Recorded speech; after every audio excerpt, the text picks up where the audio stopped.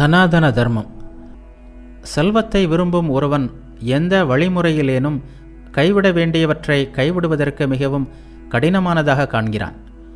வளங்களுக்கு மத்தியில் இருப்போர் நற்செயல் செய்வது அரிதே. பிறருக்கு தீங்கிழைக்காமல் செல்வத்தை ஒருபோதும் அடைய முடியாது என்றும், அதை ஈட்டும்போது அது எண்ணற்ற தொல்லைகளையே கொண்டு வருகிறது என்றும் சொல்லப்படுகிறது. பாவங்களுக்கு வருந்தும் அச்சத்தை சிறிதளவும் கொள்ளாத குறுகிய இதயம் படைத்தவன் சிறு செல்வத்திலும் மயக்கமுற்று தன் செயல்களின் மூலம் பிரம்மஹத்தி என்ற மகா பாவத்தை இழைக்கிறோம் என்பதையும் முற்றிலும் அறியாமல் பிறருக்கு தீங்கிழைக்கும் செயல்களை செய்கிறான். அடைவதற்கு அரிதான செல்வத்தை அடைந்த ஒருவன் அதில் ஒரு பகுதியை தனது பணியாட்களுக்கு கொடுக்கும்போது கொள்ளையர்களால் களவாடப்படுபவன் உணர்வதற்கு இணையான துன்பத்தை அடைகிறான். மறுபுறம் ஒருவன் தன் செல்வத்தை விட்டு கொடுக்காமல் இருப்பானானால் அவன் மக்களின் கண்டனத்தையே தன் பங்காக கொள்கிறான். செல்வமில்லாத ஒருவனோ ஒருபோதும் நிந்தனைக்கான பொருளாவதில்லை.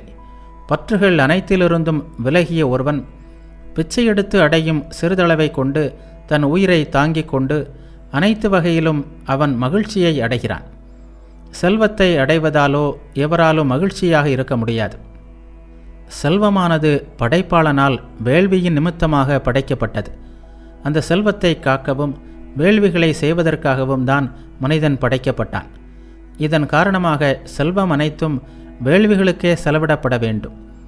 ஒருவனுடைய இன்ப நிறைவுக்கான ஆசைக்காக அது செலவிடப்படுவது முறையாகாது.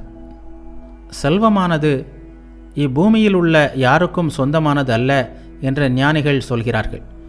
ஒருவன் அதை கொண்டு வேள்விகளை செய்து நம்பிக்கை மிகுந்த இதயத்துடன் அதை கொடையாக அளிக்க வேண்டும். ஒருவன் தான் அடைந்ததை தானமாக செலவிட வேண்டுமே ஒழிய வீணாக்கவோ தன் இன்ப நுகர்ச்சிக்காக செலவிடவோ கூடாது.